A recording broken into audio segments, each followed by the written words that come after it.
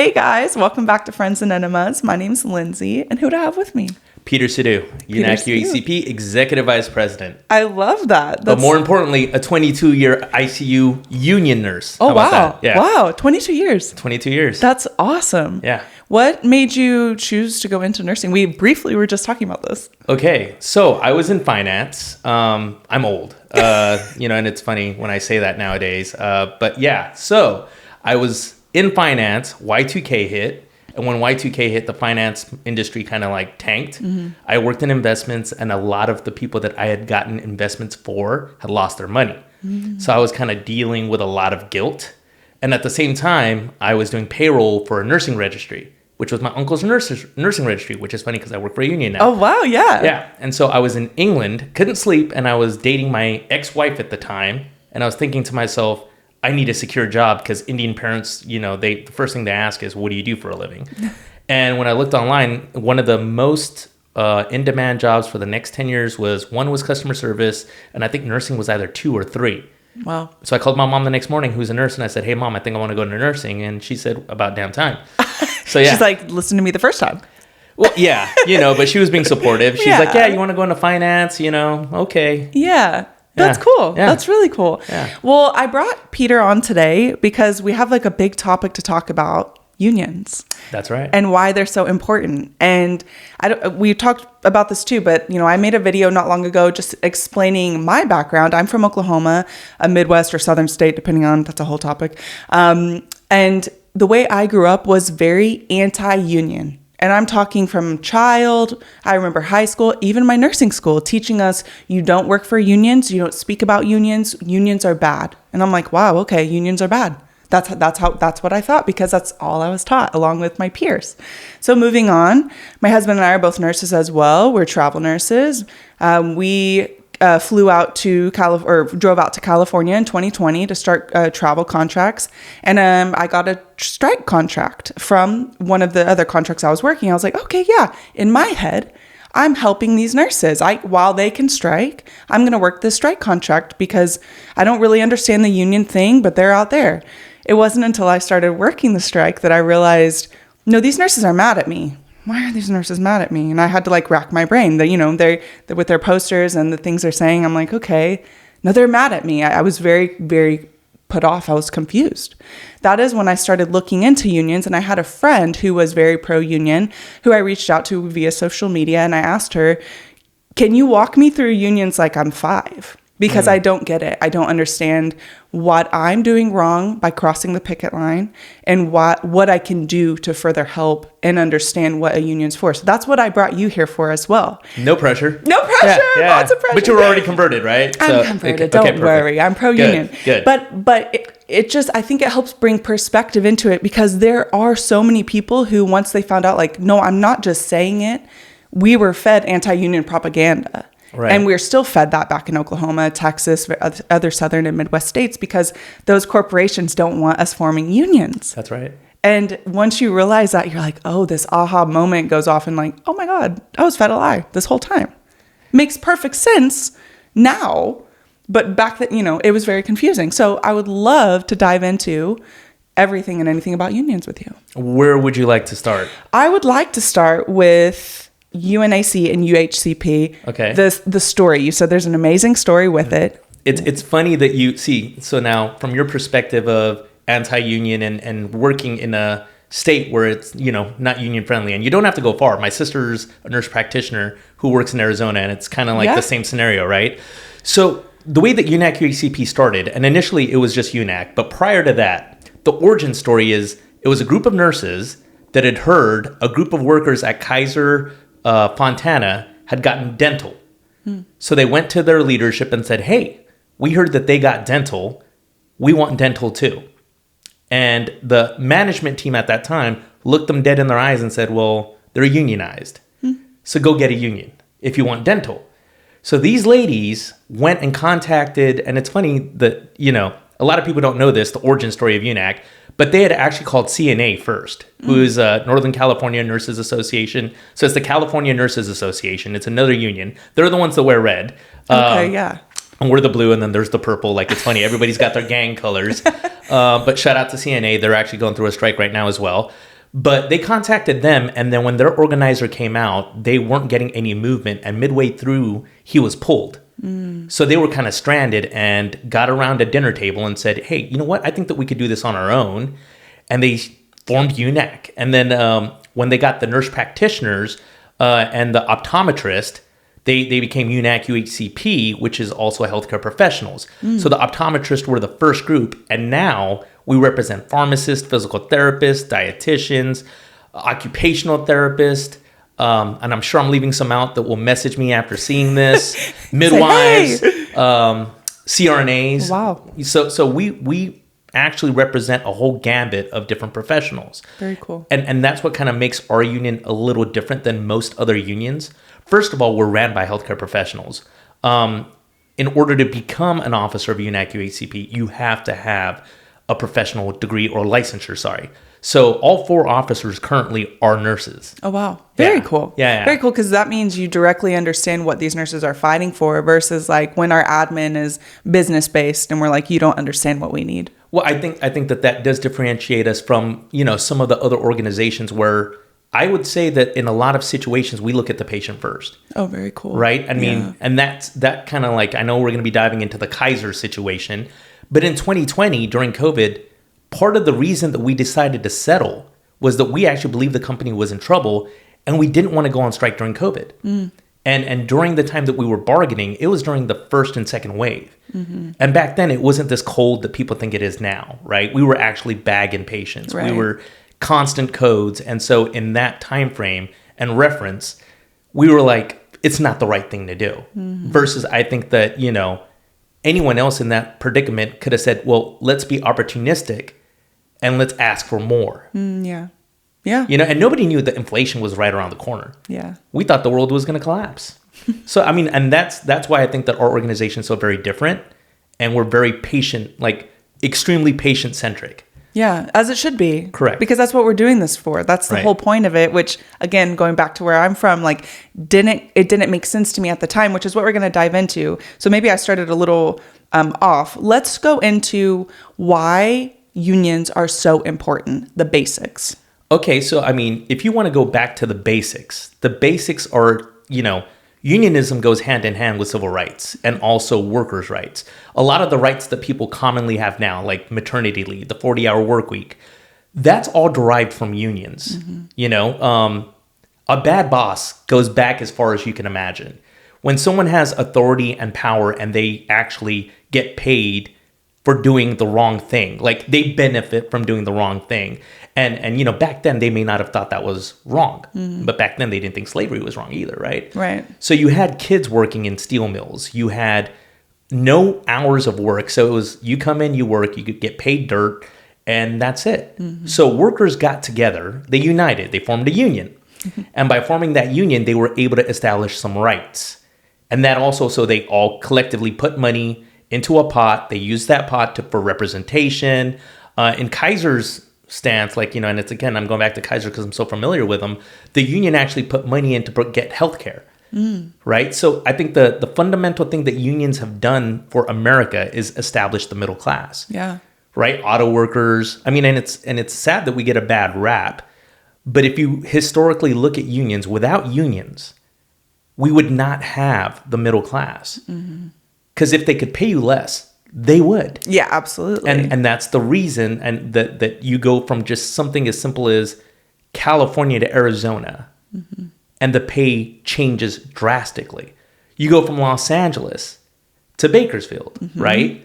I mean, the best example I can give you that I think that'll hit with you as well, and for all of the listeners that are in California, Northern California, right, has substantially higher wages than Southern California. Now, why would you think that is?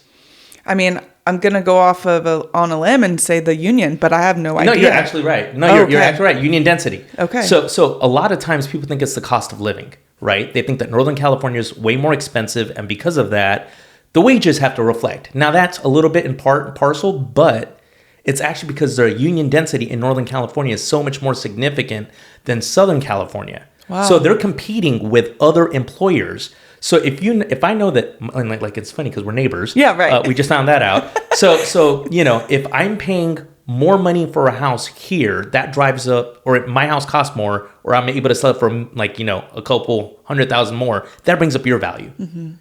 Because they know that is the base rate there. So with hospitals in Northern California, everyone's getting paid so well that they're actually negotiating with each other to keep workers. Versus in Southern California, the density isn't as thick, but we're working on that. We're all organizing constantly. So that's where, by us fighting for these wages, brings up non-union hospital wages as well. It helps the whole community, and it helps the future.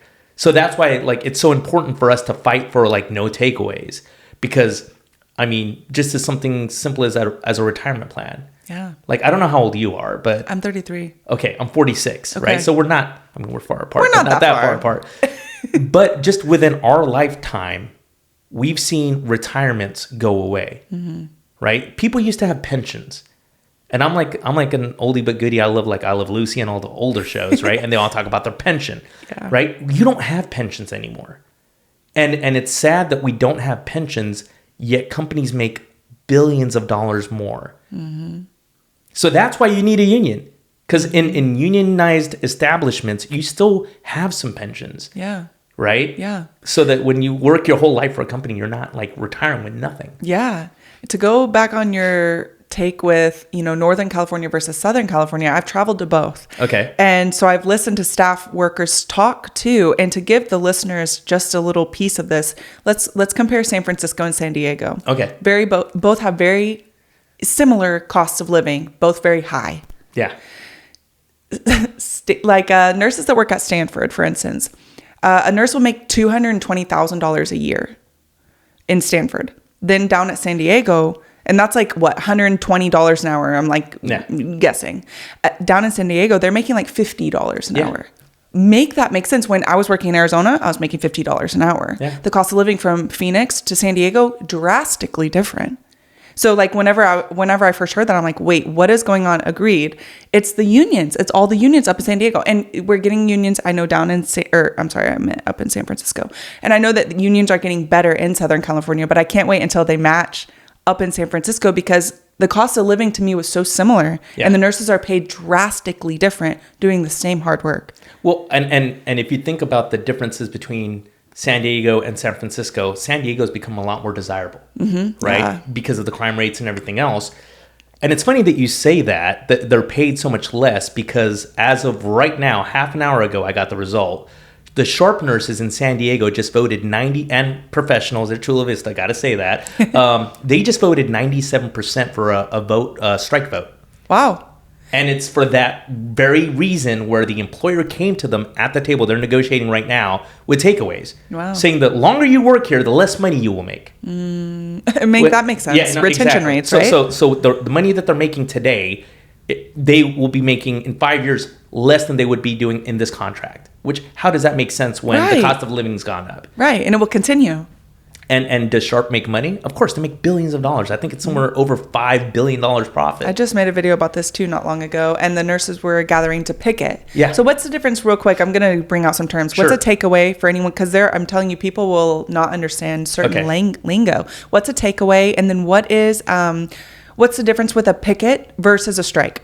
Okay, let's do takeaway. Okay. So if we come to the table to negotiate a contract, and let's say I already have all these benefits, and we're seeing this happen right now in Northern California, where the midwives and the CRNAs, that's the nurse anesthetists, they got unionized, and after they got unionized and started negotiating the contract, the employer said, whatever your rights were yesterday are no longer your rights today. So something could be something as simple as, today I'm paying $10 for a copay, but now that we're negotiating, we're going to make that $25. Wow. Now, in some circumstances, that can be reasonable, right?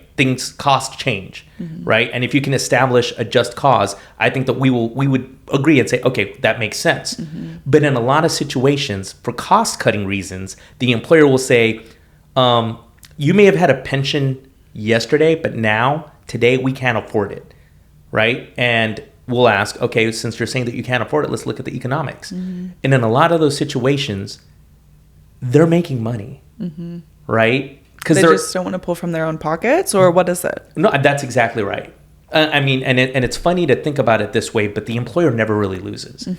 Even if they give you something, they will find a way to keep that money. And that's where they'll lay people off when they don't need to. And then go right back around and rehire them, right? Yes. Yeah, yes. I mean, that happens constantly. So that's like the easiest form of takeaway is when you come to the table and they're saying, we're going to take this away from you. It's literally as it sounds. We're going to take this away from you. And in the 80s, it was the 80s or the 90s. It might have been the 90s where Kaiser was going to go out of business. And so when they came to the table, because a union doesn't want the employer to go broke. So we did take takeaways. And we said, okay, we will take less, just like what we did in 2020, just to make sure that the organization survives, but more than that, thrives. Yeah. You like the thrive term with Kaiser thrived? Yeah. I had to kind of throw it in there. But see, that's where a takeaway sometimes isn't bad, but in most circumstances, it's usually bad. And so striking and picketing. So while you have an active contract, depending on what your contract says, most contracts will say no strike during the duration of this contract. There are some contracts out there where you can strike during an agreement. So if you cannot strike, because when you're striking, you're withdrawing work, right? But when you're picketing, you're still working for them, but you're causing disruption and you're letting everyone else around you know. So that's where Spin had pickets, right? They were having pickets at the same time as Kaiser was having strikes. Yes. Right? Yes. And they were having pickets basically saying, hey, employer, like come to the table and actually be rational and work with us. Versus Kaiser was, right across the street saying, hey, you guys really don't want to like address the issues. And that's another bone to pick about like how the employer, I mean, they do us so many favors. They do us so many favors. I don't know if you heard about like during the Kaiser strike how a physician at Kaiser called the nurses a parasite. I did see that. Right. Which is just so disrespectful, number one. But why would you say that about people? That's like a whole nother bone to pick with our own healthcare workers who we're working with, who, doctors do get a lot more benefits. And yes, they go to school longer and they make the hospital more money. We all know that as nurses. But when the nurses are the ones helping you with your shift every day, why would you want to do that? That's the $1 million question, right? Because the text message came out. I think it was either right before the strike or right on the first day or second. I think it was the first or second day. Yeah, because I remember it was after I went out and I was like, "Wow, what for our own or your own saying something like that." And it's funny because I was so upset by it, right? And I was just sitting in my office and I turned around and I made a video. And it was funny that video spread like wildfire, where I basically said, so in the last 4 years. The employers made a lot more money. Their profits went from 44 billion to 64 billion, while our dollar's worth a lot less. So if we've gotten less and you've gotten more, who's the real parasite? Right. Corporate greed. Corporate greed. It's always turns out to be profit over people at this point. Patients, we've always known that, profit over patients, but now it's us too. Profit over anyone that works for you. It's over all the people. Well, I it's sad, but and I'm not saying you in general, but like if an employer in most cases can benefit by doing the wrong thing and get away with it, they will do it. Yeah. They will do it. I mean, we saw that during COVID where soon as, and that's my bone to pick with the governor, but I'm not gonna, I've got a lot of bones to pick. We got a lot of bones this episode. I've got a notebook with everyone's names. A burn book, seriously. Where when they waived the nursing ratios, right? Prior to them doing that, every employer was trying, and we already knew that there was a nursing shortage. There's been a nursing shortage since I went to nursing school. Yeah. In like 2000. Since then. So it's not gotten any better. But the minute the government said, hey, you don't need ratios, they stopped trying. Because now they didn't have to pay the premiums to travelers. They didn't have to pay the premiums to get you to come in because there was no established ratio. Yeah. They got rid of it, right? So that right there let me know that sure, you say that you care about patients, but the minute you can profit, you no longer care about patients. Yep. Right? Yep. And then who's the one that takes the brunt of that? Yeah. It's like us, nurses walking in knowing that we're not going to get a lunch break. You're not going to get regular breaks. Matter of fact, somebody's probably going to code on your shift. There'll be several codes. And when you need help, there'll be nobody there. And then who gets blamed? Yeah, us. Of course. Right? I mean, and you know, and it's funny and sad, but during COVID, everybody's banging their pots and pans and calling us heroes, and there's those freaking signs in front of the hospital. But the minute there's a strike, only a few people from the community show up. You know, you should be showing up for your healthcare workers because we are the ones. It's not the hospitals, like the Kaiser experience, the Sharp experience, the UCLA experience isn't those physical facilities or buildings. It's the humans that work inside. Yeah. Right? Like, I actually love being a nurse. Like, loved it. And I think that I loved it because of the people that I worked with. Every time we came in, like, you know, I was one of those guys that I'd come in and be like, who's the sickest patient here? Yeah. You know, every code, like, I'd run to the code. I loved just being in there and providing that care. Nobody from admin, you know, before 2020, all our meetings were in person. After 2020, it was all on Teams. Yep. Yeah, that's so true. Right? The technology was always there. But the minute they realized they didn't have to come in and actually put their lives on the line, it was okay. You know, so again, another bone to pick with the community right now. I've got a lot of bones to pick so far. That's like the title of the episode now, right. Bone to pick. Bone to pick. But it's so true. I mean, it's really sad that how many times do we have to get out there and scream for honestly basic things? Yeah. A pay that matches inflation, that matches our cost of living. We're not like, one comment I see a lot is nurses get paid a good amount for the schooling that they do. And here's my rebuttal to that. It's so funny because, yeah, we go to school 2 years or 4 years or more if you get a master's, etc.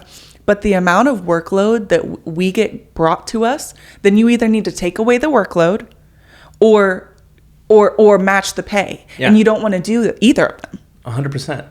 I mean, what I would say to anyone that thinks that we make way too much money, right. I would say, come work a 12-hour shift where you're not getting a break, or even if you are getting a break, where you have patients coding, and or if you're working on a med-surg unit where you walk in and there's total cares. Yeah. Right? I mean, the mental strain that comes along with our jobs.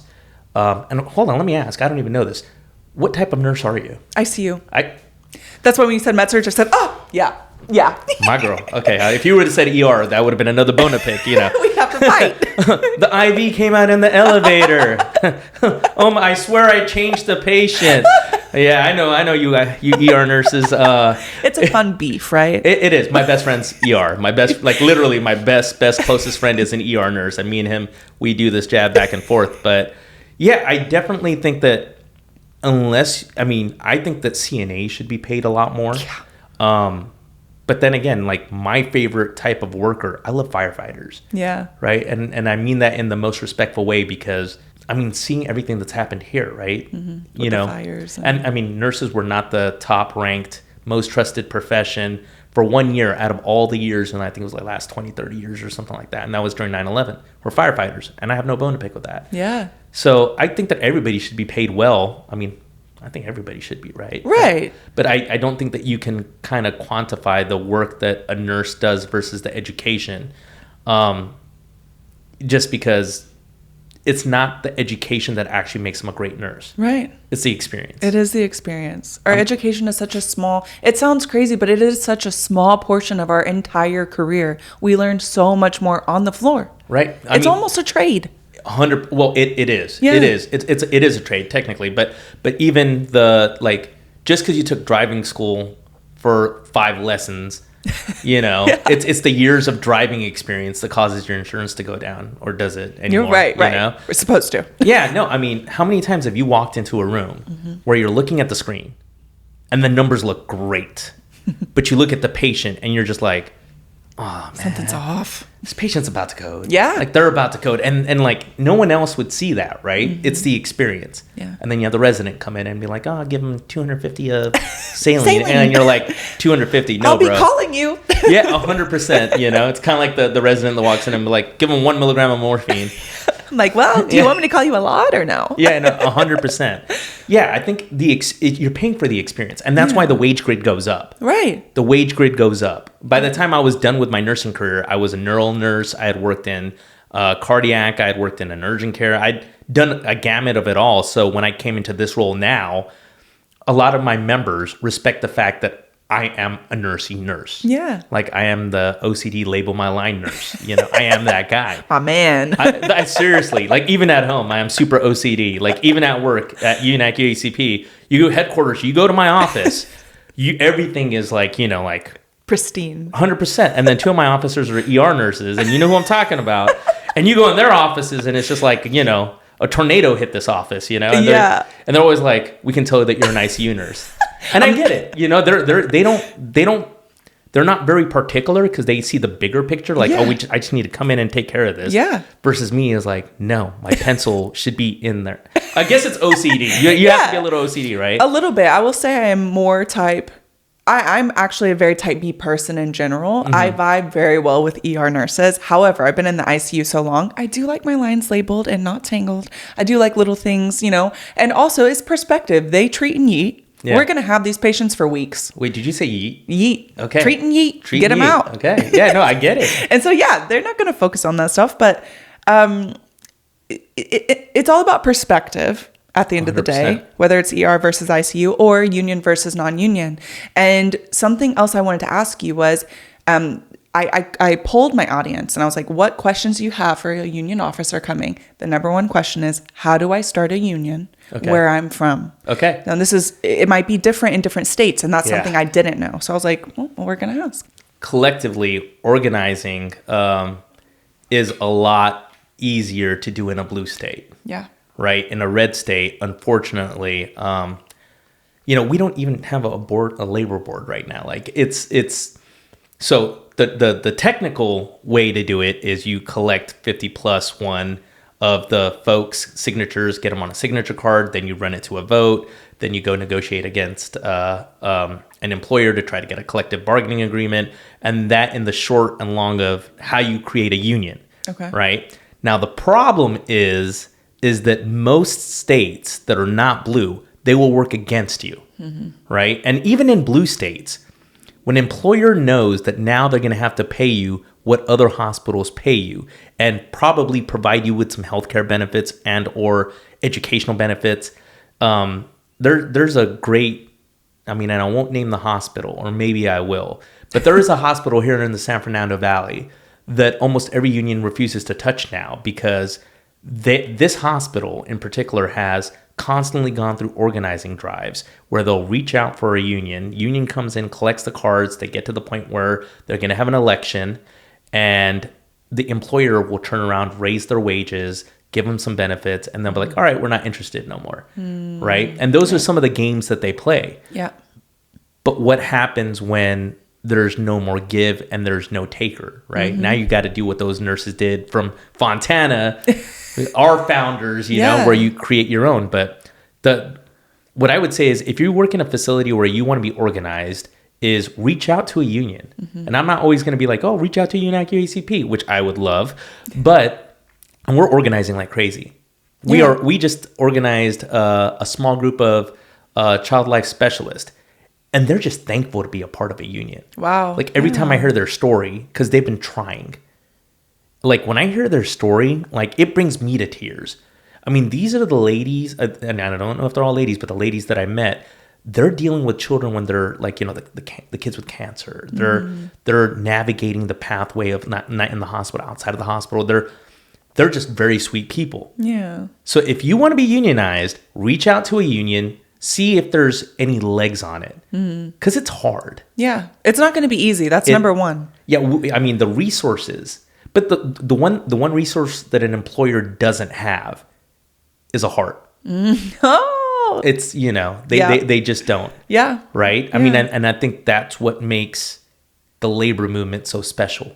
Yeah, like hot strike summer, that was the thing, right? But it was basically people saying we're tired of everyone making hand over fist profit, yet for us, we're barely going from check to check. Right. And I think a lot of people don't understand that, especially depending on where you live and everything. But across the board, nurses are not making just bukus of money. They're not. And a lot have families and have children and then have to pay for all of the things that they need as well. And then they're having to pick up extra shifts and they're burnt out over and over and over because how many times do they go to work? The number one thing I see at work is short-staffed.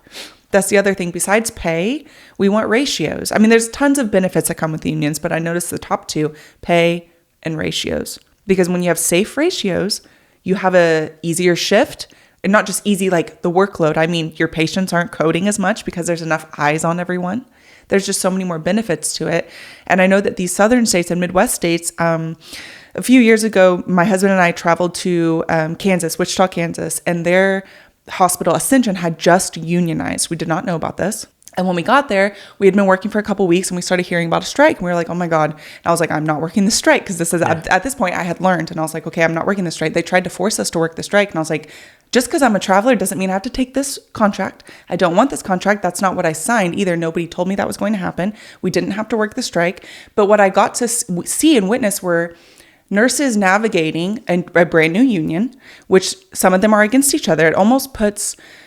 Nurses get very worried about, well, my dues. Are my dues, what am I trying to say? Like, do they, pros and cons of having dues versus not having dues. And my thing is like, a small percentage, a small payment for guaranteed staff would be just enough for me right off the bat, personally. Right. Because I've dealt with so many times having 3 patients as an ICU nurse, and I'm like, this is not safe for anyone. Yeah.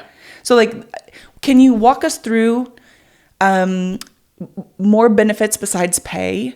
And then also, dues, but you guys are working on the nurse's behalf and what you guys do. Because I think people miss that. Yeah. Well, I mean, staffing is a big benefit. I mean, and the funniest thing is, again, this is where my bone to pick with the community, right? Is that everybody here wants the right staffing and the right care for them or their families, right? But in order for us to get that, we have to fight.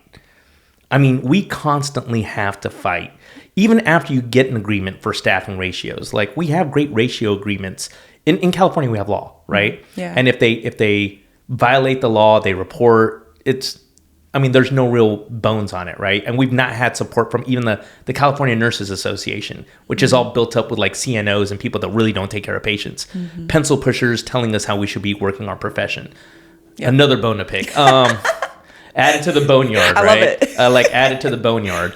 But staffing is so vital. I mean, Kaiser just put out all this propaganda, and I'm sure Sharp's rallying up to do the same, where they tell the community, well, we're paying them this much money. But what they're not talking about is all the language that we've proposed to make staffing better. Because it's not just about making my shift easier. It's about making sure that your family member in the hospital is safe. Yep. You don't want COVID to happen again. This is our opportunity to fix things, and nobody wants to fix them. But the minute it goes bad, you'll be back out there with your pots and pans and sending us pizza. We don't want your pizza. We want staff. Right. So the other benefits that we typically fight for, education time. Because and it's funny, we even have to fight with the employer around things that they have mandatorily for you, but yet they don't want to give you the time to do that. Yep. You have all these modules that you're responsible for, but you're supposed to figure that out while you're taking care of all your patients, and or they'll say, "Come on your day off." Right. Make that make sense. Well, I mean, thank you. No, exactly. I mean, you have education time, you have retirement benefits, because if you work, I firmly believe that if you work for an employer for 10, 20, 30 years, and they're making hand over fist profit, and everybody off the floor has a pension, why do you not? Do you matter less to them? And so and that is our constant fight. We're always thinking outside of the box around what are some things that we can do to not just better the contract in the sense of financial gains, but a lot of language that we propose has zero financial impact to the employer. Zero impact, and it's all around patient safety. Because you do, again, want the most qualified Yeah. Right. And I mean, and even, I mean, something that some people take for granted is that some businesses do shut down for holidays. Right. Right? Christmas, New Year's, Thanksgiving. Hospitals don't. Mm-hmm. We even have to negotiate time off, right? Right. Because, again, if they could work you nonstop, they would. Mm-hmm. You know, the concept of try to get as much out of you as possible for the least amount of money is something that they would love to do. Mm-hmm. So if you're not spending time with your family and you're spending time at the hospital bettering the community, because I think that's the lens that people forget. Yeah. Every time I leave my house or you leave your house as a nurse, you're going to better the community. And every time you go into that hospital, there could be something new. H1N1, bird flu, COVID, Ebola. Yeah. I mean, I was even the Ebola nurse on TV, like gowning and doffing, you know. There's a video on it. It's pretty funny. But every time you're leaving, there is a possibility, just like a police officer, a firefighter, that when you come back, you're going to be changed. Mm-hmm. There could be something that you catch. I mean, and we don't talk about like as ER nurses, ICU nurses, OR nurses, oncology nurses, the mental strain when you lose a patient.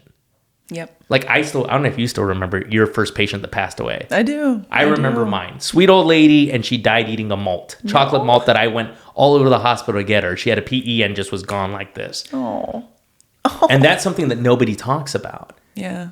So again, if you think that we're overpaid, take a 12-hour shift in our shoes, and I would love to hear more. 100%. So those are the things that we're constantly fighting for. Yeah. You know, it's also the longevity of our career too, because the percentage of burnout, the percentage of new grads leaving bedside within 1 year, it's like 33%. And I was like, that's a huge number. Well, there's more opportunity now. Yes. There is so much when I graduated, you had to go to med-surg and work for a year before you could go to tele, and then work for a year before you could go to ICU. Wow. So that was a thing. Because I remember they would tell me that in nursing school. I was like, I will be damned if I go to med surg. And I didn't. And I was like, why did my instructors keep telling me that? Yeah. Because it was a thing. It was a thing. And interesting. I didn't know that. And I can say that it made me a better nurse. Absolutely. Learning how to take care of 5 to 6 patients. That time management. Right. Before I got to ICU was like a game changer for me. And I worked in the DOU as well, which like, I don't care what anyone says, DOU is the hardest unit in the hospital. What is DOU? Step down. Oh, okay. Step down, right? So, no, that's definitely the hardest. I have a whole another definition for it. It's like the over unit, you know? Yeah. It's that unit where like, you know, they're in the ICU and they start talking. You're like, get out, you know? Yeah. Send them there. And they're like confused, mobile, and they're the hardest to deal with. But working in the DOU or the step down unit for me was the most essential and important part of my nursing journey, you know, because that's where I learned how to really deal with difficult patients. And then when I got to ICU, it was like, I'm going to label everything, and all that stuff I learned in DOU. It like accumulated for you too. Yeah, no, 100%. Yeah, and those nurses in med-surg, I just feel like they don't get enough credit. 100%. Because every time, and you're right, it made you a better nurse because I didn't start there. So when I'm floated there, I'm a chicken with my head cut off. Yeah. I am the typical ICU nurse freaking out internally. Like, how am I going to do this with 5 patients? How am I going to do this with 5 or 4 patients? Even if it's 4, I'm still freaking out. Yeah, no. Those nurses don't get enough credit. I'm like, you guys are the backbone. Well, you know, I mean, and it's funny because as a union rep, when I became a union rep, I remember just going to units that I had zero interaction with. Like, and just seeing how they work. Because in nursing school, you do like very small rotations. Yeah.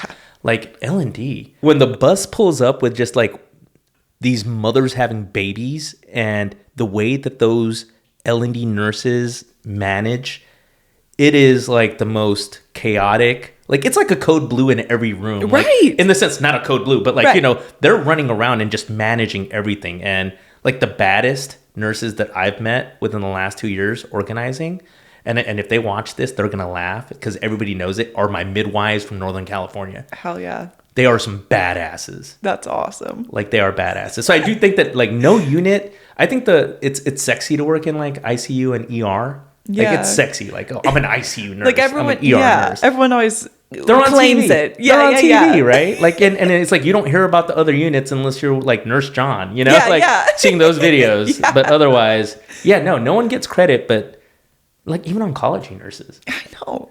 And I think is the other thing about perspective. Like we all have such unique things about us. And I couldn't do I couldn't do L&D. Yeah. I couldn't do it. I've had to sit through like I was a charge nurse. I was always the relief charge nurse in ICU, and they needed somebody to go in and just watch the rhythms. And I remember going to the L&D, and I just was so uncomfortable. Yeah, right. It was a young mother. The husband's there. He's looking at me like, "Why the hell are you here?" Yeah. And I'm like, "Hey, I got to put these probes on," And he's just like, "Why are you touching my wife?" And I'm like, "Dude, I don't want to touch your wife. I really don't." They made me come here. Yeah, okay. Yeah, no. No, yeah. I think nursing's hard enough. Let's not I love the fun banter, but truthfully, like we all work so hard 100%. And we work so hard to get to where we are too. And that's like why unions are the cherry on top too. And again, coming from a state where there are not unions, that's not a thing where I'm from. And that's why I have friends back home that are like, ask him how we start a union here, which we talked about. They have to either make their own.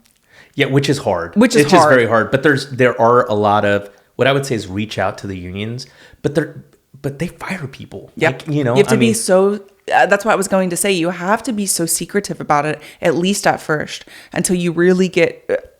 Or tell me if I'm wrong, because I'm like, I wouldn't just go tell your unit that you're looking at this. Yeah. Be very secretive and do the work and do the research and get all the information and slowly start spreading it. I even had a friend that was creating flyers and leaving them around different units, trying to get some like it was a QR code. Right. Yes. And he said nobody reached out because everyone's terrified to lose their job. And that is the harsh truth in red states specifically.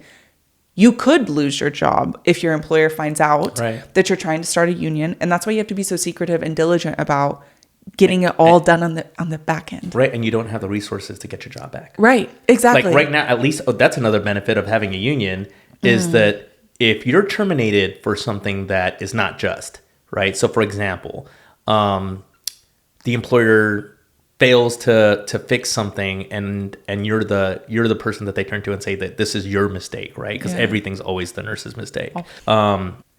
We will actually go and fight for your job. And there is this like misconception that the union saves bad people. Right. And yes, that's the other thing. You hear that all the time, right? Yes. Like I hear that all the time, and I'm like, well, no, that just means that it's a bad manager. Yeah. Right. Because every contract has its own corrective action pathway. It's not my fault that your manager is horrible and doesn't follow up on anything. And so they let somebody get away with stuff that they should not be getting away with. And then all of a sudden they're annoyed and they're like, now we're going to fire you. But I did nothing about any of these bad things that you did. They may have even I've had so many cases when I was a rep where they had stellar evaluations, right? 5 years in a row. And then within a month, they're like, this person's horrible. They've been horrible for years. And I'm like, wait, you've had 5 years of stellar evaluations. So when they say you save bad nurses' jobs or bad healthcare workers' jobs, I say, no, you're just a horrible manager. Yeah. Right? That was going to be my next question, because that is the next thing people say is, well, I don't want to pay my dues and they always use a small percentage, to be fair. Like they always pick the smallest thing. Like, well, that means that lazy nurses are going to get away with being lazy. It's the manager. It is 100%. And when someone says, and I'm dealing with a lot of this now, right? I don't know how this happened, but like I've become like the social media person for like union nurses right now. And everybody's like constantly like sending me messages, and shout out to the strike nurse forum on Facebook. You guys take each one of my videos and post it. So clip this. Sharp nurses might be going on strike. So you guys are salivating. I love that. What? Add it to the boneyard. Yes, add it to the boneyard. But yeah, no. Sorry, what were we talking about? The lazy nurses. That it's the manager. It is. It's not the union. No, it's not. I mean, okay, so when people say that they don't want to pay their dues because, or I can't cross the line because, in a lot of the situations, they just don't want to pay their dues, right? They just don't want to pay their dues, but they don't mind the benefits that you get from the dues. Yeah. So we've had open shops, like Sharp was an open shop for a while. So what that means is where you can pick and choose whether you want to pay your dues or not. But the folks that pay their dues are the ones that are negotiating and they're doing all the work. Yeah. So, you know, we do live in this highly political atmosphere right now where people are constantly looking at people that aren't paying, right? They're like, they don't pay taxes, or they don't do this, they don't do that. They get all the benefits. Well, that's exactly what somebody gets when they're not paying dues. Interesting. Exact same scenario. Imagine living in a house where everybody's eating the same, everyone's getting the same benefits, perks, but that one person pays none of the utilities. Yeah. 0 utilities. Wow. You'd be upset. Yeah. So absolutely. I think that a lot of times when folks are saying, well, I don't want to pay my dues because they represent the bad nurses. Well, you may make a mistake. Actually, I'll take that back. You will make a mistake. Yeah.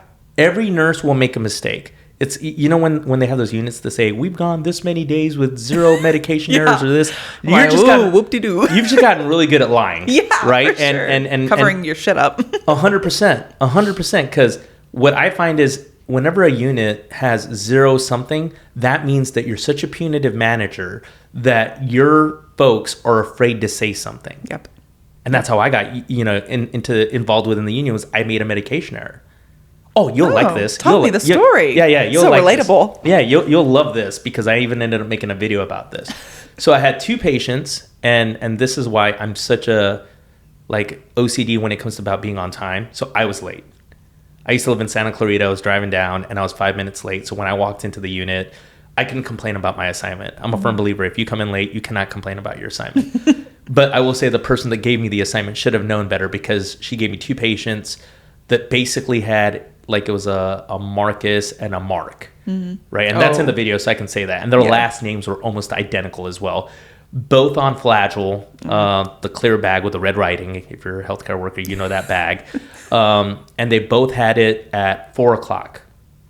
And so one of the patients I had known for 2 months, and I was the nurse that got assigned this patient. He was extremely difficult, but he was cool with me. I knew how to work him. And I don't think there are difficult patients, but once you get to know them and they respect you, like his whole thing was, do not wake me up. Do not turn on the lights. Like, I want to sleep. And, you know, in hospitals, it's the worst place to get rest. Yeah. They're like doing like blood draws at 4 o'clock in the morning, 5 o'clock in the morning, because the doctor needs it at 7, even though the doctor doesn't show up until 9 and 10, even though I love my doctors. But you know what I'm talking about. It's a whole thing. Yeah. It's a whole thing, right? Because you need to have everything regimented. Yeah. And so right time, right drug, right dose, wrong patient, meaning they were both getting Flagyl, but they both had the same. And I could have swore I looked at it, but I did not do my 5 checks. I was like a ninja in the room, hung it. And the funny thing about it was when the manager came up to me and said, hey, you hung this one in this room. I'm like, shit, was it the wrong drug? They're like, no, it was the right drug, right time, right dose. But, you know, this belonged to him. Wrong patient. And I'm like, yeah, it's because I had them both. And they both had, like, one was like it might have been like 5 and 5 or a 4:30 or 4 and a 5. Yeah. Something like that. And the family member was like, oh, Peter. And I'm like, I apologize. I came in the dark. Like, I was trying not to wake up your husband. And she's like, but it was the right drug. And I'm like, yeah. She goes, right dose. I'm like, yeah. Right time? She's like, yeah. She goes, okay, then don't worry about it. But it traumatized me. Right? Yes. It traumatized me. And then my manager said, you know, learning opportunity. She was good with it.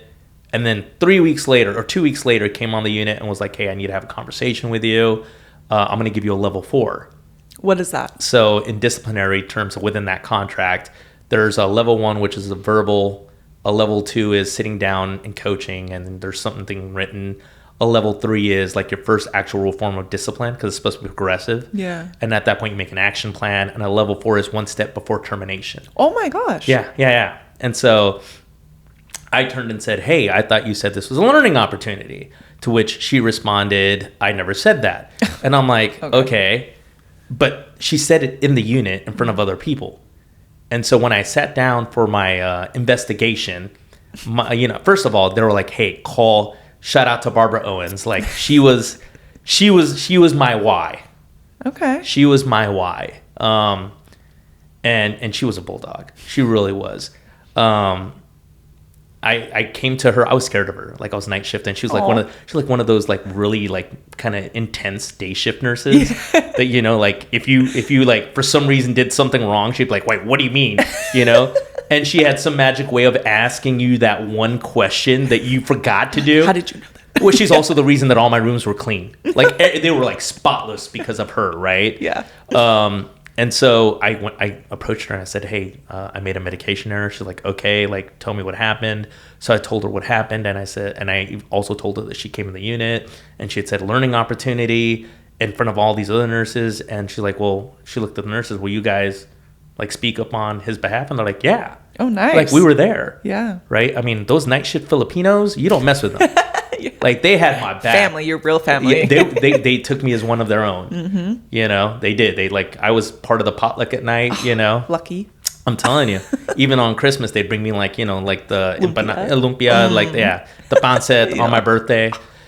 And when I sat down for my investigation, the manager started in and asking me questions, and I was very transparent. Mm-hmm. You know, I was honest. Like, there's no reason for me to lie.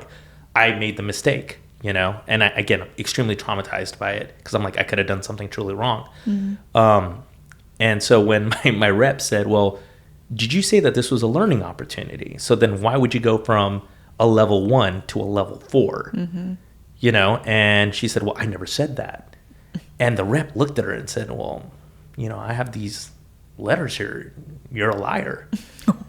and at which point, little, scared of authority Indian boy Peter was like, oh crap, I'm getting fired, right? I am getting fired. Like I'm getting fired. Like I'm getting married, like what do I do? Like how am I going to tell my ex-wife this? Like, like what am I going to do? And she was just so confident. Like she was just confident, and we walked out of there and they gave me the level 4. And with the level 4, you have a one day where you go home and you're supposed to reflect, come up with an action plan and come back. And I cried all day. Aww. Like I was so upset. I was like, scary. It is. First time I've ever gotten in trouble. Probably not the first time that I made a mistake. Like I said, sometimes you don't even know you made a mistake, right? And when we came back, she filed a grievance, which is saying that the union does not agree, and there's a parameter in the contract where you can appeal the level that they gave you. And what came out of it was they gave me a level 1 verbal warning, but I had offered to talk about my experience and on why. Like I showed up to my grievance hearing with my own presentation, right? Like because I wanted to be a lawyer, like like I always wanted to be a lawyer. This was my chance, I was like, and I think I was watching some kind of lawyer show on Channel 4, and I was just like, oh, was it? No, I was watching Ally McBeal. I'm full of it. I was watching Ally McBeal. That's it. I thought I was a lawyer watching Ally McBeal, awesome. Right? Like little baby dancing in the corner. Yeah. Most people won't even get that reference anymore. So then I pull up my my own presentation, and the higher up rep, Denise Duncan, who became the president of our union after that, like she said, so what do you want to do? I said, how about you give me my level 1, but it's contingent on that I, for the next month, I'll go to 2 different units and I'll do a presentation on why I made my mistake and how you could avoid this. Because then there became a question also later on was like, did I actually make the mistake? Because I'm not going to talk about it. But because of that, I started signing all my IV bags too.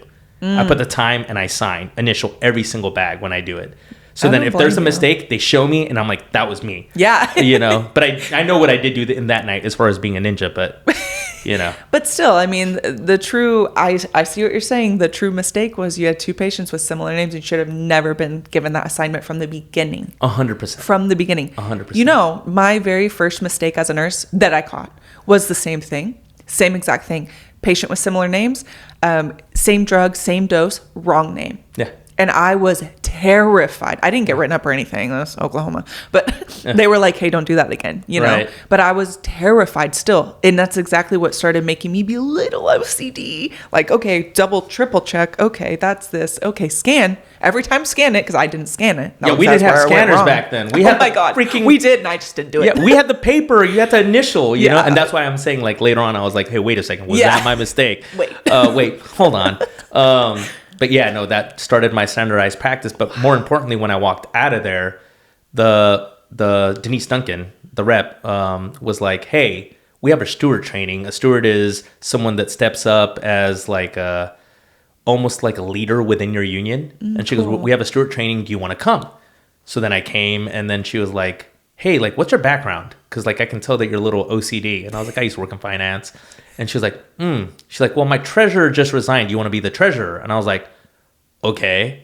Yeah. And that it literally progressed from there. I became the hospital president, did some bargaining in that role. And then I was going through like a really messy divorce and trying to figure my life out. Like, I'm like, I don't know what to do. Yeah.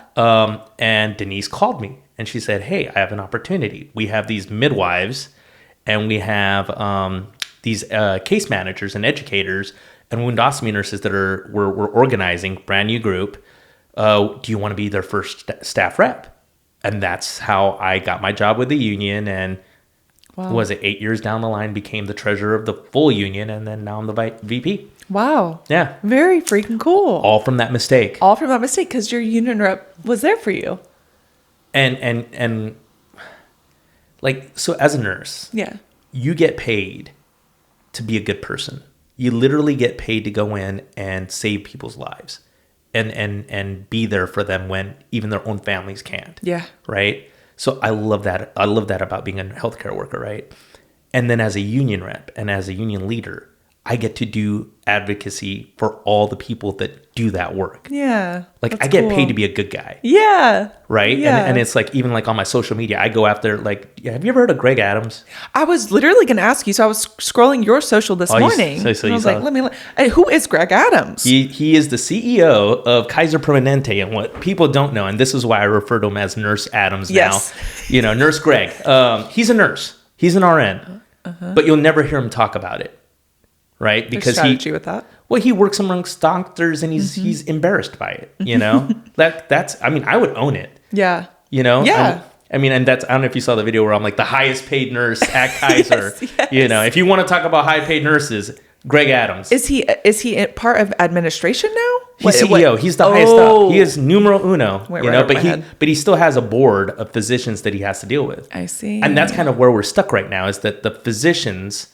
So Kaiser is 3 different groups. It's the SoCal group, the Hospital Foundation, and the Hospital Foundation actually contracts in the physicians, right? So you have the nonprofit and then the for-profit. Yeah. And then in Northern Cal, they have, is it TPMG, the Permanente Medical Group, something like that. So it's 3 groups that are fighting. Okay. Right? And out of the 3, I would say SoCal is probably the most reasonable.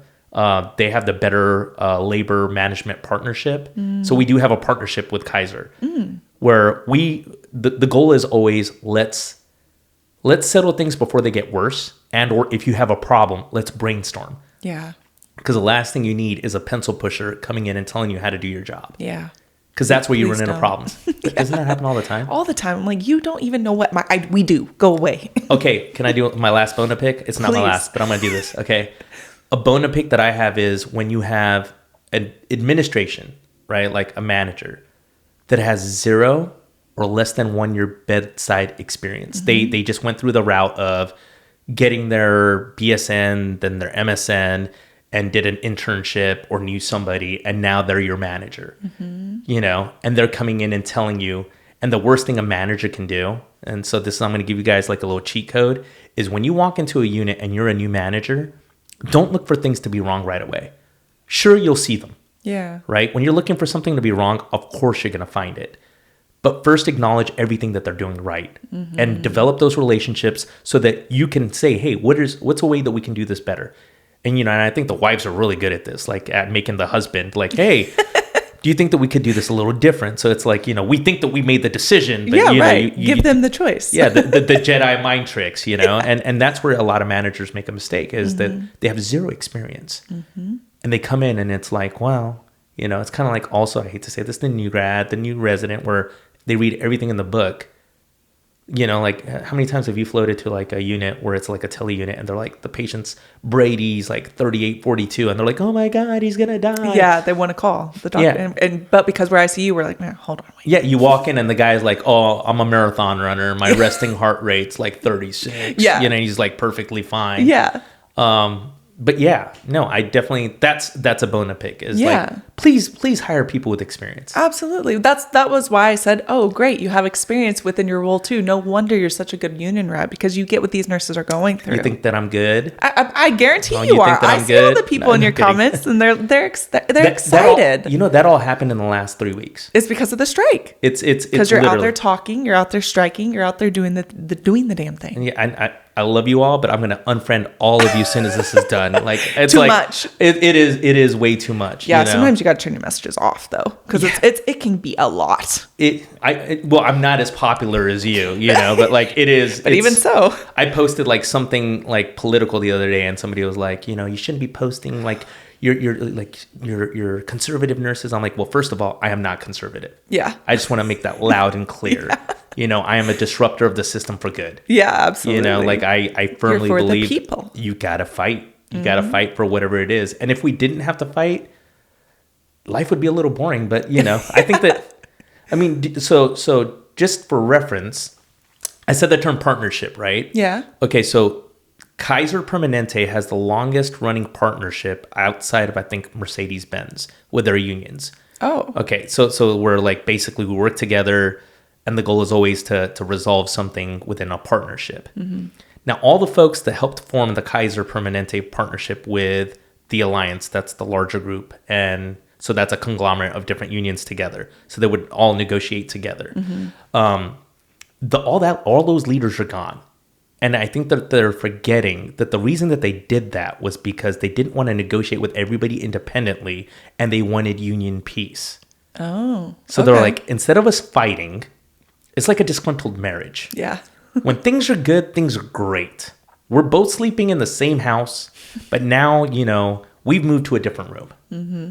We're no longer like, sleeping in, the I Love Lucy 2 beds in one room. Yeah. Because we're not sleeping together, but, it's 2 beds in one room. Now we've moved to like, the kids' room, and we're like, right. And your dad's an asshole, So I think that they're forgetting that. Yeah. Because everything that we've taken to them has, in my opinion, of course, some of it's like, you start off, you got to go a little high to get to where you need to be. But none of it's been crazy, especially around the staffing stuff. We're literally trying to solve staffing for them. Mm-hmm. And I would say some of the folks that we're talking to, they get it. But the folks that they have to go report to that have zero patient care, that don't work and don't have to face the patients, they're the ones making the decisions. They're just kind of like, wait a second, this is going to cost us how much? Mm-hmm. How many billions of dollars do we have? Wait, don't we want to go buy another system outside of California and not call it Kaiser so we don't have to unionize them? Yeah. Where do they get that money from? The money that they save. Yeah. And I just always, I'm sure this gets talked about with you guys or within negotiations with somebody, but wouldn't the longevity make it cheaper? 100%. Because a new grad nurse or hiring a new nurse, period, it's like $50K minimum. Yeah, minimum. And I think it's gone up to 75. And that's crazy. Yeah. I mean, so make it make sense. Well, make your staff happy too, because then they'll stay longer. Then you don't have to have these constant new orientations, pay, etc. Well, it's very circular. Mm-hmm. It is extremely circular, where we'll go through a phase, and this happens constantly, where you'll have nursing come in, and or any healthcare profession that'll come in, and the employer will get comfortable and start saying, hey, we need to make more profit. Right? And so let's start taking like little pieces away and see if the engine still runs, right? Like, okay, we don't need 91. Let's go down to like 87. We don't have to wash the car all the time. It still looks okay if you wash it like once every other month. They start doing all these little things. And then folks were like, you know what? I don't like it here no more. Mm-hmm. I'm going to go somewhere else where they may even get a little less pay, but the working conditions are better. And then the employer will come back around and say, you know what? Here's a sign-on bonus. Let's get you back. And it's a circular thing, because a lot of that cost cutting doesn't come at the hospital's level. Like, it's not your, like, I would hate to be a mid-level manager, like a frontline manager, because they're getting beat up by everyone up above that doesn't know what the hell they're doing. And they're getting beat up by everyone below them that's frustrated by like these decisions. Yeah, absolutely. And so I think that's the problem, is the folks that make all the cuts are not, I mean, I think there's like I didn't mean to curse, but I was just feeling very You like, can curse. where I basically said, if you do not work at the front line, don't fucking make decisions about the front line. Right. You know, because Absolutely. they'll make all these cuts. And once they make these cuts, now they're like running around and saying, how do we get these people back? But now nurses have so much more opportunity. You can work from home. A lot of insurance companies are like, just audit. You can go work at all these clinics.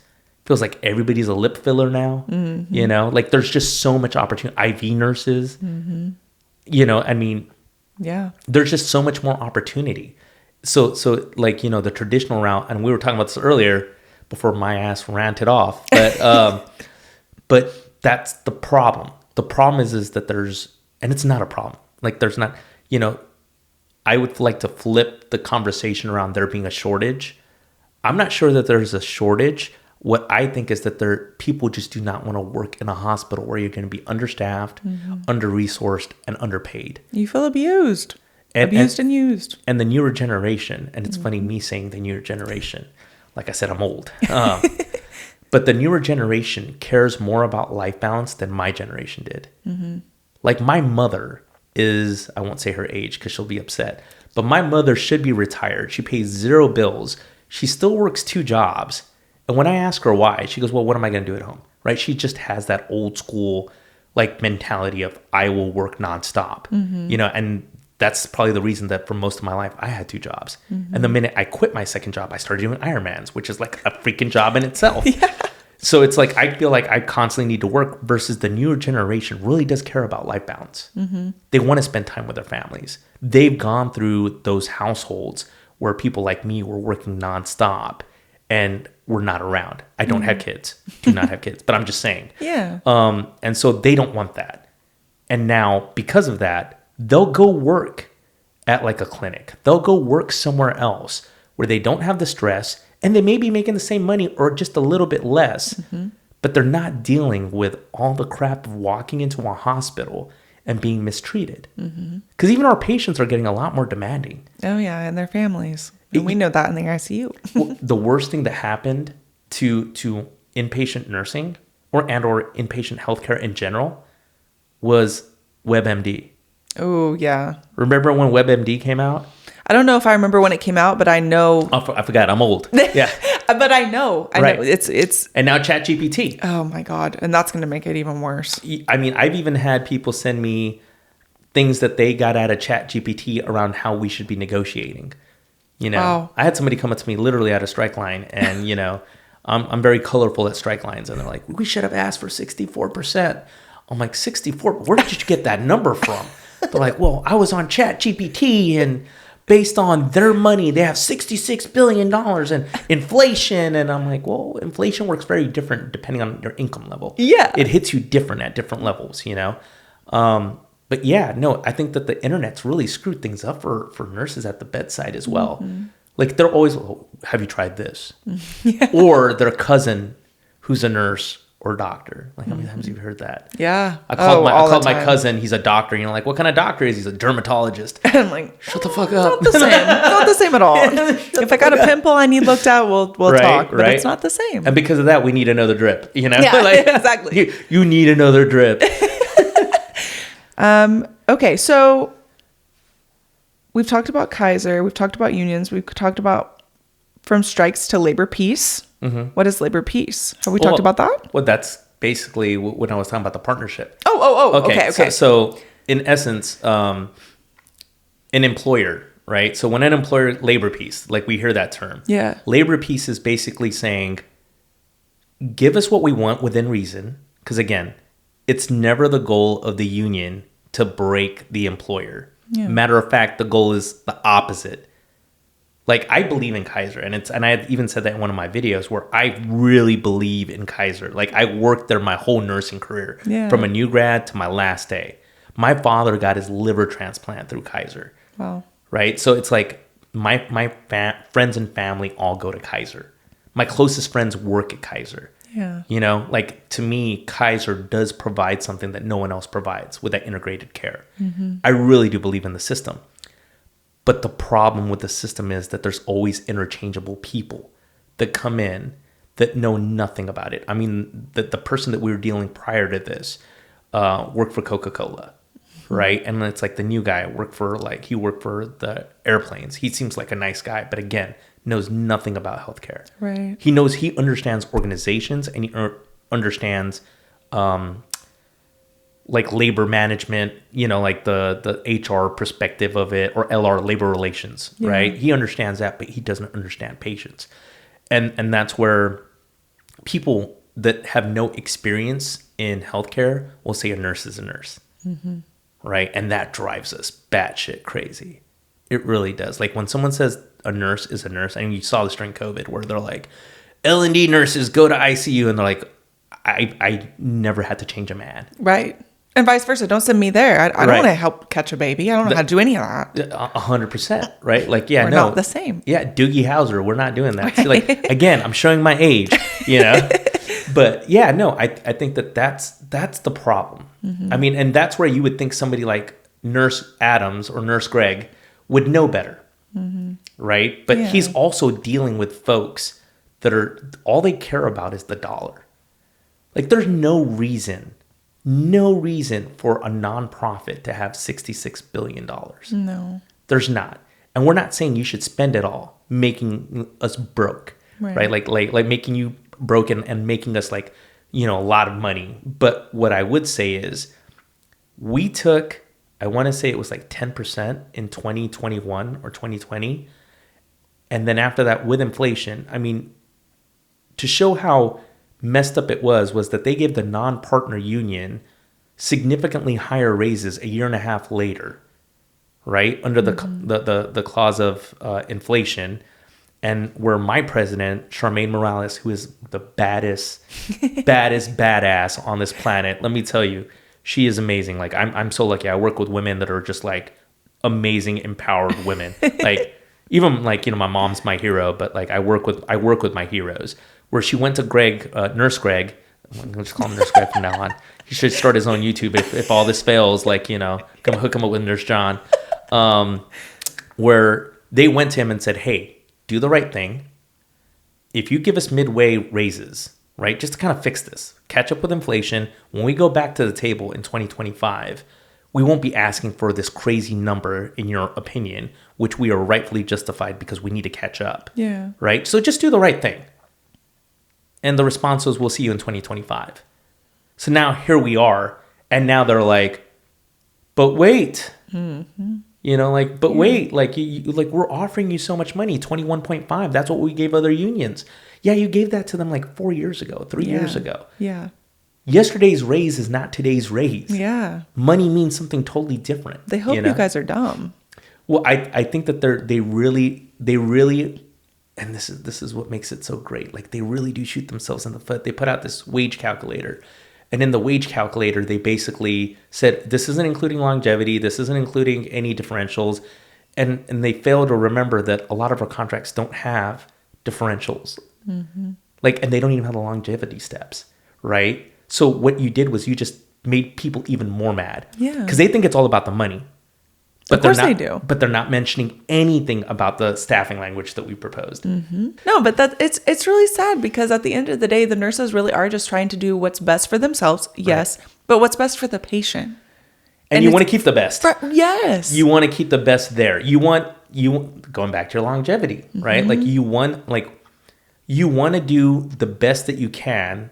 But I do think that a lot of the hospitals or hospital systems that there are hospital systems out there that in all honesty, they thrive on new grads. Yeah. That they're a new grad, like puppy mill, right? Where like you can't get into like a Kaiser, so you're going to go to like this small community hospital where like 70% of their workers are all new grads. They're going to work there for 2 years, get their 2-year experience and bounce. I might be wrong, but isn't Sharp one of those in the San Diego area? Because I was getting a lot of messages. And to be clear, I have a lot of new grads that listen. It is not about you being a new grad. This is 100%. Not pointing at you. 100%. But when you have a unit ran by new grads and we don't have experienced nurses there, who do you guys have to turn to? Each other. Yeah. Which you don't have that much experience. It's not your fault. It's just where you fall in the timeline. That's right. And so these units, it's dangerous when there's not experienced and seasoned nurses on there. But they're gone because they're not being heard. They're not being listened to. I watched the sharp nurses go in to negotiate, and whenever they said essentially like nurses that had been there for a long time would be making the same as a new grad, that is a slap in the face. 100%. We don't care about you. 100%. Say it in a different way. Like that's exactly what they're saying. I don't think they're saying it in a different way. They're literally saying, and it's sad. It's like what these nurses put their all into your unit at your hospital, and you're like, well, anyway. Well, and again, in their heads, what they think is, well, we need to attract more people, right? They don't care about the people that are there. Yeah. I mean, one of the hardest arguments sometimes is getting longevity steps because all they care about is that front end. That's so interesting. But it's to get the new grad to come in. Yeah. Right? And in most circumstances, if you're going to work in a hospital, typically you won't jump hospitals. So they're thinking that we're going to keep you for at least 5 years to 10 years, right? Wow. Yeah. And so they put that emphasis there. But then for all those nurses, and this is, again, like I think this may be like an Indian cultural thing. Like I'm a firm believer of taking care of the folks that took care of you. Yeah. You know, like taking care of your parents, taking care of the senior nurses, seasoned nurses. Yeah. Can't say senior anymore. I know, they get very upset. It's seasoned. I mean, I'm almost there. But yeah, I think that's where it's a big failure on a lot of hospital systems. Yeah. Is that they don't take care of them. Because they're like, well, they're not going to leave. Well, no, but that's what they really do believe. They're like, right. And we do have some nurses that have been there for 25 years that are like, I'm not starting over. Like I get my vacation. They're happy with that. Yeah. But that doesn't make it right. No, it doesn't make it right. Just because you can get away with it doesn't make it right. Right. Right. Well, I'm going to jump through some questions from the listeners. Let's do it. We did, why do we need unions? What are they? We've talked about how they help. Why do hospitals fear and hate unions? We've talked about it throughout the whole time, but more... We hold them accountable. Right? The A word, you know? We make them say things out loud that they're not willing to say. Like one of the pieces of language that we're stuck on nationally, which was around having mid-level providers have insight on how you schedule a patient, right? Because they're double and triple booking people. Yeah. But now if the employer has to come tell you why, there is no why. The why is because they don't have enough providers, right? So that's why they're doing it. This is why they hate unions. Because a union will also force you to pay what you need to pay. They will force you to staff how you need to staff. They will make sure that you don't just go in and say, hey, you know what? I don't like your nose ring. You're fired. Yep. Because even though it's against the law to fire you for that, the amount of resources that you need to take on a giant employer is vast. Yeah. And a lot of people don't even know how to navigate that, right? They're just like, screw this, I'm gone. Yeah. And so that's where I think that that's why they fear us. We hold them accountable. Absolutely. 100%. And I always tell them, hold me accountable. Yeah. If you think that my members aren't doing something, let's talk about it. Right. Like, just to reiterate, for people looking at unions and wanting a union, or people who are in unions and are not happy, your union rep should be there for you. 100%. If something's going wrong, 100%. It's like you kind of are their lawyer. You're not a lawyer or an attorney, but it feels like you've got someone that has your back. Because, these hospitals will, correct, you can't really fire me for the way I look, but they'll find something else that comes out of nowhere. Well, I mean, did you hear about that nurse that got 41 million? Yeah. She was from Woodland Hills. Wow. She was my NICU nurse. Okay. And so when they fired her, what they failed to tell the media was that they were not providing breaks. She was in that unit by herself, right? Like, she literally, she had been working nonstop without breaks, and when they asked, was because I was in the lawsuit. Like, I actually was in court. Yeah, I was in court for that. Wow. I was one of the witnesses. Very cool. You know, and they're like, was management aware? I'm like, yeah, we marched on the boss and told them that we were having staffing problems. You know, and I remember looking at the jury, and the way that they looked with disgust at Kaiser was like immense, because I mean, you're looking at somebody that was a 30+ year nurse. If I remember correctly, she was like 30+ years NICU nurse who takes care of babies. It's not like her feet were in the bassinet. They were on the side. Right. And they fired her, right?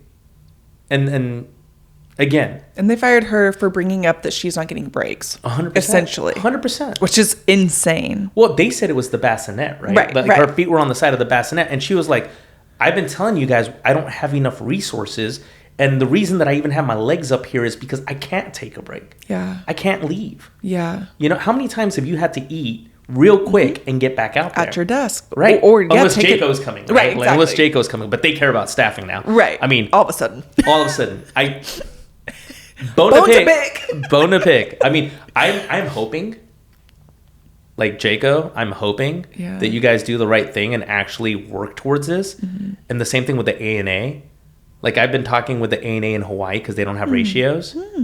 And they are kind of working with us to get a ratio bill in Hawaii. Very cool. Shout out to the Hawaii nurses. Yeah. They are like super underpaid, understaffed, and the cost of living there is like insanely high. Yeah. That's just another place that abuses and uses their nurses. 100%. Why does it seem like unions, SEIU, are actually on the side of the hospital? I actually don't know who sent this one in or what that means. Well, I mean, I first of all, don't work with SEIU, but I do know a lot of folks from SEIU and or have worked with them on the bedside. I think that's when I'll be very honest with you, is saying that not every contract makes everyone happy. Right. And you can't. Right. And so in some circumstances where if you don't get what you believe was the deal that you deserved, the union is in bed with management. Right. Like that. I don't know any other way to say it, is that I mean, I know that when we walk out of this, it can be an amazing deal. Like, I used to joke with people all the time and say, I can get you the best wages and not talk about staffing, and you'll be okay with it. And then I walk into the hospital the next day and say, why is my staffing so messed up? Yeah. Right. So you can't, that's why this time around we're like, not just wages, staffing. Right. But that could be an issue where someone is basically been rubbed the wrong way by their union. It's also we're adults. I feel like sometimes we don't talk to people. We don't communicate enough, truly, like what our thoughts and feelings are. And maybe not everyone's like at a sound mind where they can, but like a conversation goes a long way. But I agree, and I disagree in the sense where I think that some folks, you won't make them happy. Yeah, like absolutely. You just cannot make, like, there's certain, like, I've got one or two people right now that are constantly messaging me where they have their own thoughts on the way things are going and their thoughts on a strike or possible another strike. And no matter what anyone says, they're just not willing to hear that. Yeah. You know? Yeah. And that's so true. And within a union, it doesn't matter about me. It doesn't matter about you. It's about everybody. Yeah, collectively. It is collectively, right? Yeah. Like, it's if I could be the best negotiator in the world, and I might be. No, it might be his title. No, maybe. No. But I'm nothing without my membership. Yeah. And that's what gives us strength at the table, is I know. And I said this yesterday when I was on the podium, and I came up with it at the spur of the moment. And it was like, I think the most important thing I've ever said in my career, which was like, you know, it's not about the fact that you guys believe in me and the executive team. It's that we believe in you. Yeah. Like, when we show up, you will show up behind us. Yeah. So. And it's how it should be. Yeah. There's a lot of questions like how do OTs, how do we have occupational therapists in our union, SLPs, I think it all goes back to do some research, see where in your area, if there is a union that's already there, reach out. If there's not a union that's local, I still believe you can reach out to other unions, nationals, national to unions. Get information too on if this wasn't informative enough on how to start, where to begin, because they're going to be able to help you with steps, especially like if you're in the Midwest, other Midwest unions. And I wish I could remember off the top of my head which one Kansas was with, because I was like, oh, I didn't even know there was a union over here. Like, that's cool. Was it like an AFSCME, like green? I don't remember at all. It was so new whenever I got there. I don't remember, but if I do, I'll put it in the description. But yeah, it really does benefit to reach out and at least start asking people, you know, quietly. If I believe quietly, because I'm worried for your job. and that in all honesty is a sad thing. It is sad. It is super sad that you don't have the ability to unionize and actually protect everything that you're working with and working for. It's just, you know, I think I've just seen such a bad side of both things, and I've seen it when it works great. Like I've seen it when an employer and the union works really well together, because then the patients get the best care. Everyone's working in, it's just like, it is amazing. I've seen it. I've lived it, you know, and that's why like it makes me sad where we're at now. Yeah. Because I believe this last one says, is there any hope in Florida? Help.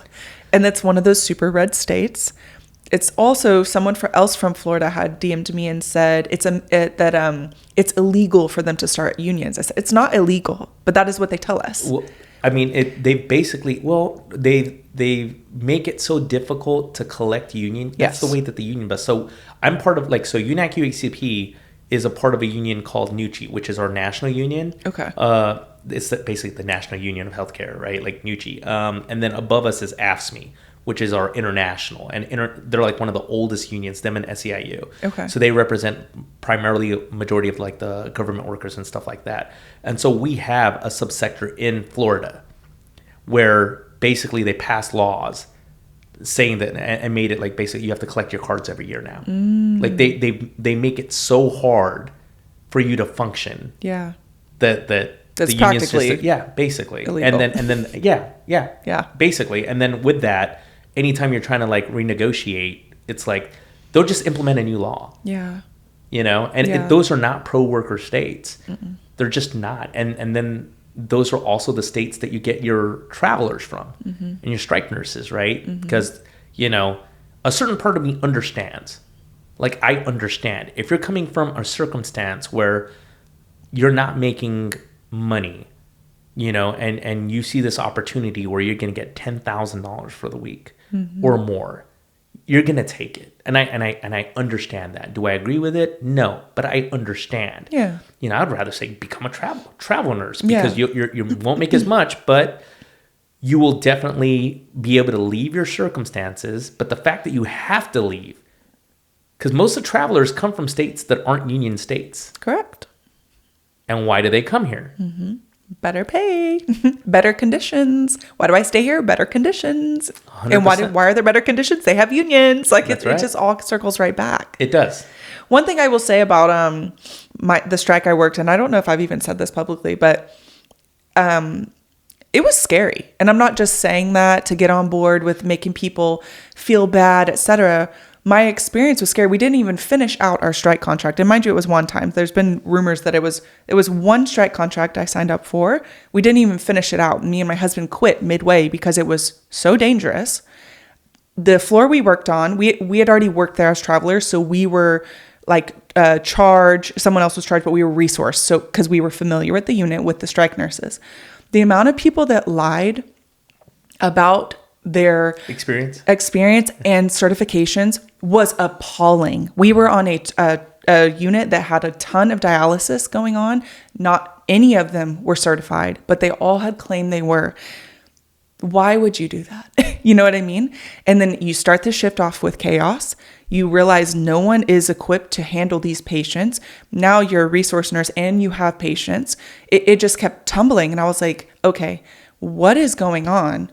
Because again, first strike I'd ever worked. And then as I started looking into it more, this is pretty normal for how strikes go. Have you gone to the threads on like Facebook? I have once. I went through the wormhole. Like I didn't even know they existed, right? Yeah. And I went through the wormhole of just them talking about like just during the Kaiser strikes, like the experiences that they had. Yeah. And it all started with like someone taking one of my videos and posting it in there. And I was like, who's this clown? And I was like, I be that clown, right? Like, it's me. I be that clown. I'm like, and they're like, why did he say this? I'm like, I thought that was my best line, you know? But just reading through the things that they're going through. And, you know, again, I understand. Sure. Like I understand. But the scary part of that is that you can't make a mistake. Mm-hmm. Like, you know, like, and if you make a mistake, there's dire consequences, you know, for the patient, for everyone, the 5 degrees of connection that they have with everyone around them. And then on top of that, your license. Yeah. You know, and just why lie about your credentials? Just I mean, yes, crossing the picket line, everything, but then there's like another level of why are you lying? Because that's not a truthful person. That's not cool. Patients are going to suffer because you're lying about your credentials. Was it Florida that they caught that nursing school that Yes. gave out all those licenses? And I they think had it was like 1,700 licenses. Okay, and then I have side rant. And where did all those strike nurses come from? What's in Florida?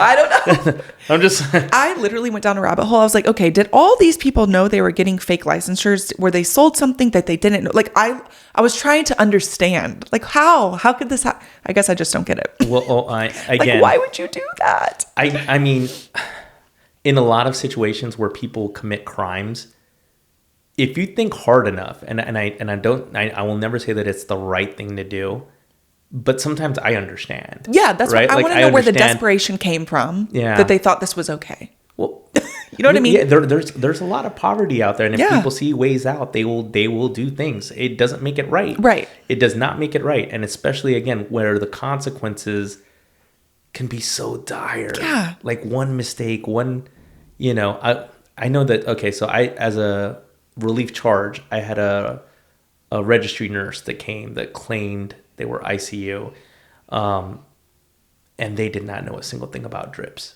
like not a single thing. And I remember just kind of like looking at this person and thinking to myself, you should not be here.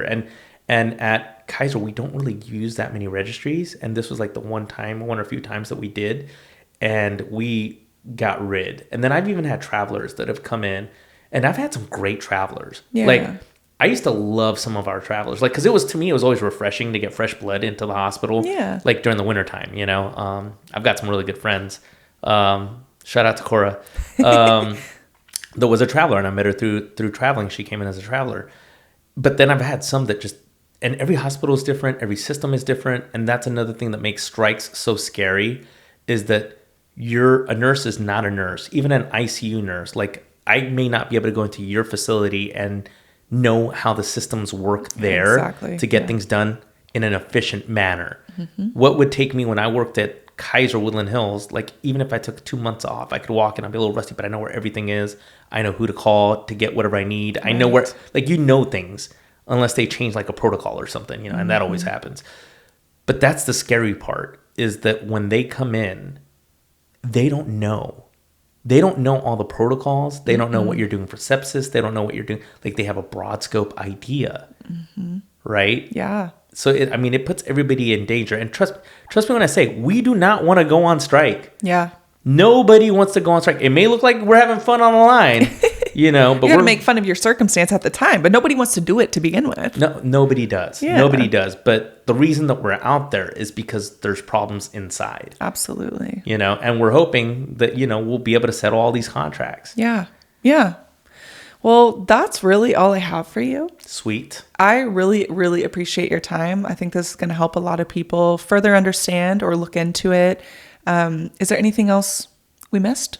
Anything you can think of? No, I think that I covered all my boneyard. I think you did. My boneyard. This is going to be called boneyard or bone to pick unions.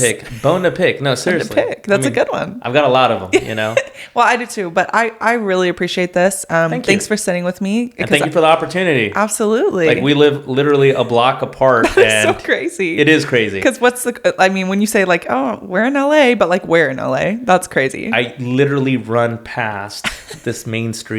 That's crazy. Every other day. Wow. Like literally every other day. And then after that, drive to the Chick-fil-A.